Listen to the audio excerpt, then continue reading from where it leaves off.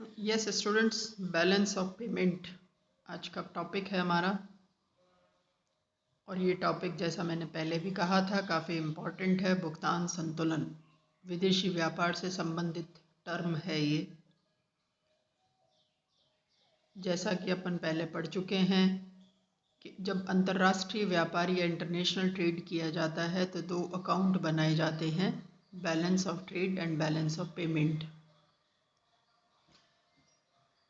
अब इस balance of payment का जहाँ तक मीनिंग का सवाल है, जो हमने लास्ट टाइम पर डिस्कस कर लिया था कि भुगतान संतुलन एक ऐसा अकाउंट है जो किसी भी एक कंट्री का रेस्ट ऑफ द वर्ल्ड के साथ में कितने आर्थिक व्यवहार हुए या कितने ट्रांजैक्शंस हुए, उनका एक सिस्टमेटिक स्टेटमेंट है। फिर से समझा देती हूँ।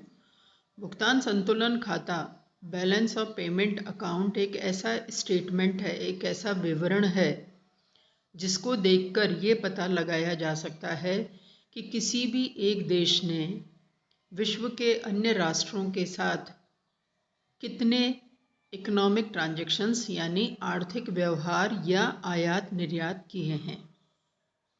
ये आयात निर्यात मुख्यतः 3 प्रकार के हमने देखे थे।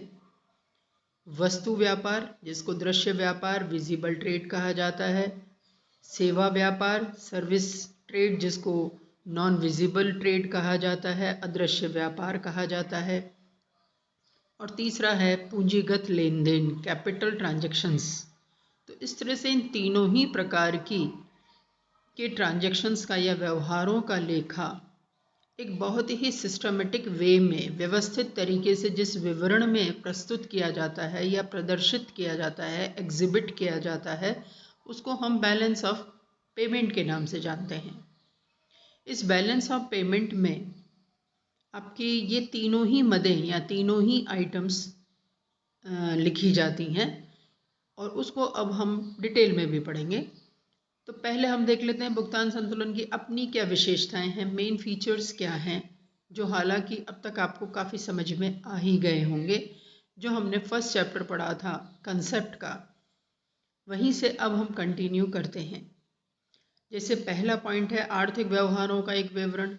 As usual you are knowing about it कि ये एक विवरण है जिसमें हम एक देश का शेष विश्व के साथ लेन देन को दिखाते हैं।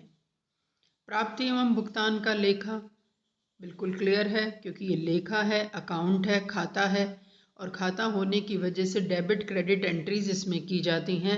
रिसीट्स और पेमेंट्स यानी डेबिट क्रेडिट एंट्री के द्वारा उस विवरण को तैयार किया जाता है। थर्ड वन है एक निश्चित समय अवधि, a certain period of time. एक निश्चित समय अवधि का होना बहुत ज़रूरी है, जिसमें नॉर्मली 1 वर्ष का समय होता है, और उस 1 वर्ष के समय में उस देश का संपूर्ण विदेशी व्यापार यानी कंप्लीट फॉरेन ट्रेड या इंटरनेशनल ट्रेड का अकाउंट इस खाते में बनाया जाता है या इस अकाउंट में रिसीट्स और पेमेंट्स के बेसिस पर मेंटेन किया जाता है। दृश्य एवं अदृश्य व्यापार मदे, visible and non visible items, जो कि मैंने अभी शुरू में कहा भी था, इसमें सभी प्रकार की वस्तुओं एवं सेवाओं के आयात निर्यात को शामिल किया जाता है। All type of visible and non visible goods and services के ट्रांजैक्शंस जो हैं वो सभी इसमें डेबिट क्रेडिट एंट्रीज में दिखाए जाते हैं। भुगतान संतुलन सदैव संतुलित होता है। Balance of payment always balances. उसका रीज़न क्या है? उसका रीज़न अभी हम इस नेक्स्ट टॉपिक में ही, नेक्स्ट स्लाइड में ही देख रहे हैं कि भुगतान संतुलन एक्चुअली व्यापार संतुलन का इसका एक पार्ट होता है पहला, और दूसरा पार्ट होता है बैलेंस ऑफ पेमेंट का, जो भूल चूक के आधार पर या ओमिशन के आधार पर बैलेंस कर लिया जाता है। और भी कई कारण हैं जिसको अभी हम डिस्कस कर रहे हैं। भुगतान संतुलन का प्रारूप चालू खाता एवं पूंजी खाता। प्रारूप की जहाँ तक बात है, structure of balance of payment की जहाँ तक बात है, इसके 2 पार्ट हैं। फर्स्ट पार्ट होता है करंट अकाउंट और दूसरा होता है कैपिटल अकाउंट। करंट अकाउंट के कुछ महत्वपूर्ण मदे हैं जिसमें सभी प्रकार के विजिबल नॉन विजिबल ट्रेड को शामिल किया जाता है। यानी सबसे पहले हम वस्तुओं के व्यापार को शामिल करते हैं, जिसमें हमारे आयात की मदें और निर्यात की मदें, इंपोर्ट आइटम्स और एक्सपोर्ट आइटम्स को डेबिट क्रेडिट साइड में दिखाया जाता है। इस चालू खाते में ही नॉन विजिबल यानी अदृश्य व्यापार को भी शामिल किया जाता है, जिसमें सेवाएं शामिल होती हैं। सेवाएं या सर्विसेज का मतलब क्या है? बैंक, बीमा, पोर्ट की सर्विसेज यानी परिवहन की सीमाएं, ट्रांसपोर्टेशन की सर्विसेज, इसके अलावा विशेषज्ञों का या टेक्नीशियन या एक्सपर्ट्स की सेवाएं, पर्यटन सेवाएं, टूरिस्ट का आना जाना। इसके अलावा आते हैं डेलीगेशंस यानी शिष्टमंडलों का आना जाना, जो आप सभी देखते हैं कि विभिन्न देशों के बीच में जब ट्रेड रिलेशंस होते हैं तो उन ट्रेड रिलेशंस के लिए एग्रीमेंट करने के लिए विभिन्न देश एक दूसरे के देशों में अपने शिष्टमंडल या डेलीगेशंस को भेजते हैं, तो उस पर किए जाने वाले व्यय भी इसमें शामिल होते हैं। इसके अलावा सभी प्रकार के जो लेन देन होते हैं, जिसमें जैसे पूंजी विनियोग किए गए हैं तो उन पर मिलने वाला ब्याज, लाभांश यानी इंटरेस्ट और डिविडेंड, किसी तरह की और अन्य तरह की प्राप्तियां इसमें शामिल की जाती हैं। भुगतान भी इसमें डेबिट साइड दिखाए जाते हैं। तो चालू खाते के ये 3 आइटम्स हैं मेनली। नंबर 1 गुड्स यानी वस्तुओं का आयात निर्यात, नंबर 2 सर्विसेज का एक्सपोर्ट इंपोर्ट और नंबर 3 ब्याज, लाभांश आदि का भुगतान एवं प्राप्तियां।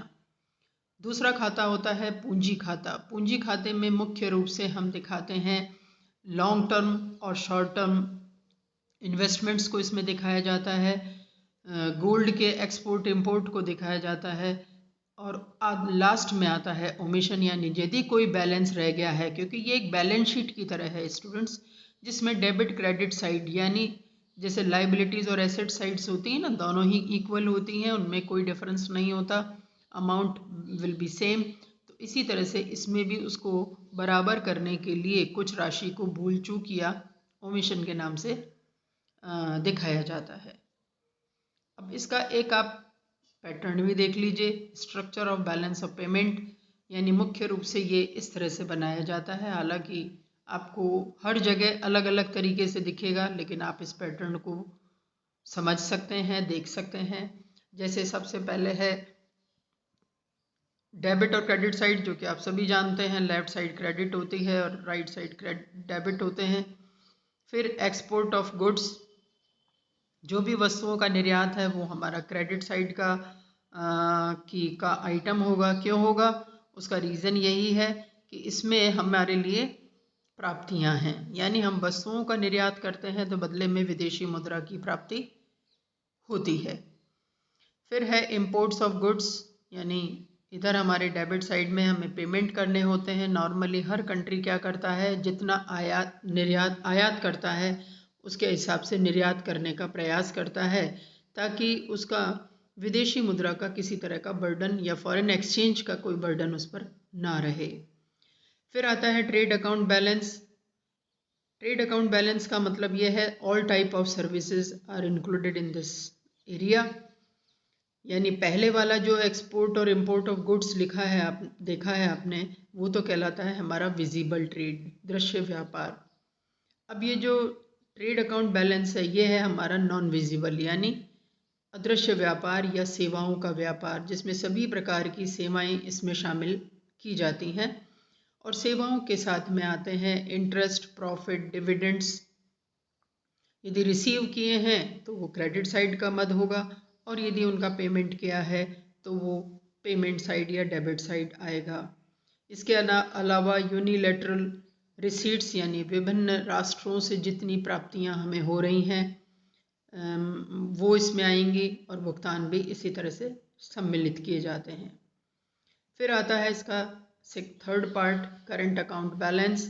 इसमें सभी तरह के फॉरेन इन्वेस्टमेंट शामिल किए जाते हैं, जो यदि रिसीव हुए हैं तो रिसीट साइड में होंगे, और पेमेंट हुए हैं तो पेमेंट साइड में दिखाए जाते हैं। शॉर्ट टर्म बोरोइंग्स, देखिए बच्चों, ये जो शॉर्ट टर्म बोरोइंग्स हैं यानी जो अल्पकालीन ऋण है, इनका मुख्य उद्देश्य होता है या मेन ऑब्जेक्टिव जो होता है वो होता है बैलेंस ऑफ पेमेंट को बैलेंस करना यानी साम्यावस्था में या इक्विलिब्रियम में लाना। बेसिकली इसको इस तरह से भी समझा जा सकता है कि बैलेंस ऑफ पेमेंट की जो दो अकाउंट है या दो जो मेजर पार्ट्स हैं, करंट अकाउंट और कैपिटल अकाउंट, तो करंट अकाउंट का यदि इम्बैलेंस है, इम्बैलेंस मतलब यदि क्रेडिट साइड ज़्यादा है तो सरप्लस होगा और डेबिट साइड ज़्यादा है तो डेफिसिट यानी घाटा होगा। ये कहलाती है प्रतिकूलता यानी अनफेवरेबल। अब इस प्रतिकूलता को कवर करने के लिए पहले कंट्रीज क्या करते थे, गोल्ड का एक्सपोर्ट इंपोर्ट करते थे यानी स्वर्ण के लेन देन के द्वारा वो इसको बैलेंस करते थे, संतुलित करते थे। लेकिन अब धीरे धीरे वो परंपरा या वो ट्रेंड खत्म हो गया और अब अल्पकालीन विनियोग या अल्पकालीन ऋणों के द्वारा इसको सेट ऑफ किया जाता है, यानी जो भी अंतर की राशि है, जो भी बैलेंस है, उसको उस तरह से एडजस्ट कर लिया जाता है।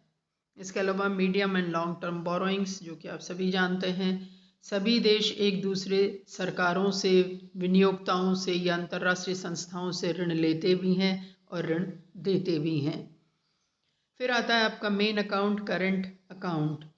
करंट अकाउंट बेसिकली एक बैलेंसिंग फिगर के रूप में देखा जाता है, यानी ऊपर के पूरे खाते का जो भी बैलेंस आ रहा है, वैसे तो आता ही नहीं है, कोई बैलेंस ही नहीं रहता क्योंकि वो विनियोगों के द्वारा या ऋणों के द्वारा कवर कर लिया जाता है। लेकिन फिर भी यदि कोई राशि का अंतर आता है, डिफरेंस आता है, तो उसको एरर्स और ओमिशन यानी भूल चूक सुधार के रूप में उसको देख लिया जाता है।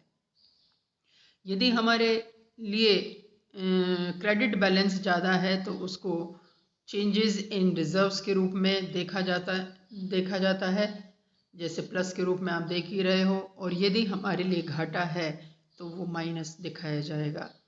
कुल मिलाकर ये पूरा खाता टोटल रिसीट्स और टोटल पेमेंट्स बराबर होनी चाहिए, इक्वल होनी चाहिए। इसलिए इस कहा जाता है कि बैलेंस ऑफ पेमेंट हमेशा ही बैलेंस में रहता है, संतुलित रहता है। जैसा कि हमने इस टॉपिक को टेकअप भी किया है कि भुगतान संतुलन सदैव संतुलित रहता है। इस पर क्वेश्चन नॉर्मली पूछ लिया जाता है कि ऐसा क्या कारण है। तो balance of payments always balances, इसके महत्वपूर्ण कारण क्या हैं? देखिए, यदि ये क्वेश्चन आपके सामने आता है जो नेचुरली 250 वर्ड्स का ही होगा, तो सबसे पहले आप अपना भुगतान संतुलन का पूरा एक स्वरूप यानी एक पैटर्न आप दिखाएंगे, स्ट्रक्चर आप अकाउंट के रूप में उसमें दिखाएंगे। कई किताबों में केवल दो ही मतलब उसके पार्ट हैं, चालू खाता और पूंजी खाता। तो आप भी उसी तरह से दिखा दीजिए, आपको जो समझ में आता है, क्योंकि मैंने आपको डिटेल में समझा दिया। तो सबसे पहले हमें क्या करना होगा, उसको एक अकाउंट फॉर्म में, खाते के प्रारूप में उसे हमें प्रदर्शित करना है और उसके बाद इन कारणों पर बात करनी है। ये आपका आंसर का तरीका होगा। जैसे इसके कुछ कारण क्या हैं, भुगतान संतुलन सदैव संतुलित क्यों रहता है, जैसा अभी तो आप समझ भी चुके हैं, लेकिन फिर भी मैंने कुछ पॉइंट्स में आपको इसको समझाने की कोशिश करती हूँ। पहला कारण है लेखी की दोहरी प्रविष्टि प्रणाली, double entry system. Double entry system सभी लोग, आप कॉमर्स के हैं, सभी जानते हैं, डेबिट क्रेडिट एंट्रीज होती हैं और इसलिए वो इक्वलाइज कर दी जाती हैं। स्वर्ण का, थोड़ा सा गलत हो गया, स्वर्ण का आयात निर्यात, एक्सपोर्ट इंपोर्ट ऑफ गोल्ड, जो मैंने बताया आपको कि चालू खाते में या करंट अकाउंट में यदि किसी तरह का इम्बैलेंस है, अंतर है, अंतर का मतलब या तो आयात साइड ज़्यादा है या निर्यात साइड ज़्यादा है, तो ये अंतर हुआ, डिफरेंस हुआ। और इस अंतर को या बैलेंस को कवर करने के लिए, सेट ऑफ करने के लिए क्या किया जाता है, गोल्ड का आयात और निर्यात किया जाता है। मान लीजिए हमारे इंपोर्ट्स ज़्यादा हैं, तो इंपोर्ट ज़्यादा होने का मतलब क्या हुआ कि व्यापार संतुलन यानी जो बैलेंस ऑफ ट्रेड है या जिसको चालू खाते के नाम से हम जानेंगे, उसका डेबिट बैलेंस ज़्यादा हो गया। इसका मतलब हमारे ऊपर विदेशी मुद्रा के भुगतान का दायित्व बढ़ गया, लाइबिलिटी ऑफ फॉरेन डेट। अब यदि हमारे पास विदेशी मुद्रा नहीं है तो हम गोल्ड के एक्सपोर्ट के द्वारा या गोल्ड के विक्रय के द्वारा हम उसको सेट ऑफ करेंगे। और यदि हमारा क्रेडिट साइड ज़्यादा है यानी निर्यात ज़्यादा है या हमारी प्राप्तियाँ या रिसीट्स ज़्यादा हैं, तो हम गोल्ड का इंपोर्ट करते हैं, यानी विदेशों से हमें विदेशी मुद्रा की जगह स्वर्ण का की प्राप्ति होती है और वो इस अकाउंट को बैलेंस करेगा। अल्पकालीन विनियोग, this is very common system of set of the payments या रिसीट्स। शॉर्ट टर्म इन्वेस्टमेंट, अल्पकालीन विनियोग आप जानते ही हैं, 1 वर्ष तक के जो भी इन्वेस्टमेंट होते हैं, ये एक बहुत बड़ा वो मतलब पॉइंट है जो कि आजकल भुगतान संतुलन के असंतुलन को या असाम्यता या इक्विलिब्रियम इम्बैलेंस को कवर करने के लिए यूज़ में लिया जाता है। यदि किसी देश का आयात ज़्यादा है तो वो विनियोग करेगा, निर्यात ज़्यादा है तो वो विनियोग रिसीव करेगा। फिर है पूंजी का आयात निर्यात। पूंजी का आयात निर्यात यानी एक्सपोर्ट इंपोर्ट ऑफ कैपिटल। देखिए, पूंजीगत विनियोग बहुत किए जाते हैं, यानी फॉरेन इन्वेस्टर्स हमारे यहाँ आकर हमारे स्टॉक मार्केट में सिक्योरिटीज़ का क्रय विक्रय बड़ी मात्रा में करते हैं। फॉरेन डायरेक्ट इन्वेस्टमेंट यानी प्रत्यक्ष विदेशी निवेश किए जाते हैं और ये सभी निवेश पूंजी के आयात निर्यात को दर्शाते हैं। तो पूंजी का आयात निर्यात कई रूपों में होता है। डायरेक्ट इन्वेस्टमेंट के थ्रू होता है, सिक्योरिटीज़ के थ्रू होता है, सहायता यानी एड के रूप में होता है जिसको हम पिछली बार पढ़ चुके हैं, या ऋण के रूप में भी होता है, लोन के फॉर्म में भी होता है। तो इन सभी के द्वारा जब यानी जो भी मॉनेटरी एक्सचेंजेस किए जा रहे हैं वो सभी इसमें शामिल होते हैं। लेकिन यदि कोई डेबिट क्रेडिट बैलेंस की को सेट ऑफ करना है यानी उसको कवर करना है या पाटना है, तो ऐसे में पूंजी का आयात निर्यात अलग रूप में किया जाता है। फिर है विदेशी प्रतिभूतियों का क्रय विक्रय, selling buying of foreign securities, जो कि आजकल बहुत ज़्यादा कॉमन है क्योंकि पूरा मार्केट जो है ग्लोबल मार्केट बन गया है और इस ग्लोबल मार्केट में कोई भी इंडिविजुअल यानी कोई निजी व्यक्ति या सरकारी संस्था, निजी संस्था, गवर्नमेंट, सभी इन सिक्योरिटीज़ का लेन देन बड़ी मात्रा में करते हैं और इन सिक्योरिटीज़ के सेलिंग बाइंग यानी क्रय विक्रय के परिणाम स्वरूप भी भुगतान संतुलन संतुलित हो जाता है। यानी जो भी लेनदारियाँ और देनदारियाँ हैं, जो आपके मतलब डेबिट और क्रेडिट बैलेंसेस हैं, वो इन विदेशी प्रतिभूतियों के द्वारा भी सेट ऑफ होते हैं। ये एक बहुत बड़ा मतलब प्रोजेक्ट होता है एक तरह का, जिसमें फॉरेन इन्वेस्टर्स हैं, हमारे इन्वेस्टर्स हैं, वो आपस में सिक्योरिटीज़ का लेन देन करते हैं, क्रय विक्रय करते हैं, जो हर मोमेंट पर होने लगा। पहले तो सिक्लूडेड मार्केट था, यानी हर कंट्री का अपना एक अलग सेपरेट मार्केट हुआ करता था, लेकिन अब ये मार्केट ग्लोबल मार्केट का रूप ले चुका है, वैश्विक बाजार का रूप ले चुका है, जहाँ पर एक देश के आयात निर्यात विदेशी प्रतिभूतियों से प्रभावित भी होते हैं और उस आधार पर सेट ऑफ भी होते हैं। लास्ट पॉइंट हम देख लें, चालू खाते एवं पूंजी खाते का समायोजन प्रभाव। बच्चों, एक बात जो मैंने अभी कही भी, जब हम स्ट्रक्चर पढ़ते हैं तो हमें ऊपर से चलना होता है, जो चालू खाते से शुरू होता है, करंट अकाउंट से। तो करंट अकाउंट का मतलब ऑल टाइप ऑफ ट्रेड, जिसमें सभी प्रकार के दृश्य अदृश्य व्यापार को हम शामिल करते हैं। उससे रिलेटेड जो भी मतलब अंतर आता है, उस अंतर को पूंजी खाते के द्वारा समायोजित कर लिया जाता है, यानी कैपिटल अकाउंट में। क्योंकि कैपिटल अकाउंट में आपने लास्ट में देखा ना कि भूल चूक और जो ओमिशन है उसके द्वारा उसको सेट ऑफ कर लिया जाता है। तो ये कतई ज़रूरी नहीं है कि चालू खाते में यदि कोई अंतर है तो पूंजी खाते के अंतर से उसको समायोजित नहीं किया जाए या एडजस्ट नहीं किया जाए, बल्कि ये किया जाता है। दोनों खाते एक दूसरे पर समायोजन वाला प्रभाव डालते हैं, लेकिन अल्टीमेटली लास्ट में आता है आपका कैपिटल अकाउंट। तो उस कैपिटल अकाउंट के थ्रू ये जो भी डिफरेंस आ रहा है, जो भी अंतर आता है, वो समायोजित कर लिया जाता है। तो ये डबल एंट्री सिस्टम होने के कारण, लेखी की दोहरी प्रविष्टि प्रणाली होने के कारण और अकाउंट फॉर्म में होने के कारण ये भुगतान संतुलन संतुलित ही रहता है। असाम्यता की स्थिति बहुत बार आती है, जिसको हम नेक्स्ट टाइम पर पढ़ेंगे। उस आधार पर ये खाता संतुलित रहता है, बैलेंस रहता है, और इस बैलेंस रहने के ये सभी कारण आपको समझ में आ ही गए होंगे। यानी अल्टीमेटली एक कंट्री अपने रेस्ट ऑफ द वर्ल्ड के साथ, यानी शेष विश्व के साथ जो भी आर्थिक व्यवहार कर रहा है, उन आर्थिक व्यवहारों को वह आयात निर्यात यानी डेबिट क्रेडिट एंट्रीज में समान आधार पर करने का लास्ट में पूंजी खाते के अंतर्गत समायोजित कर लेता है। ठीक है, थैंक यू।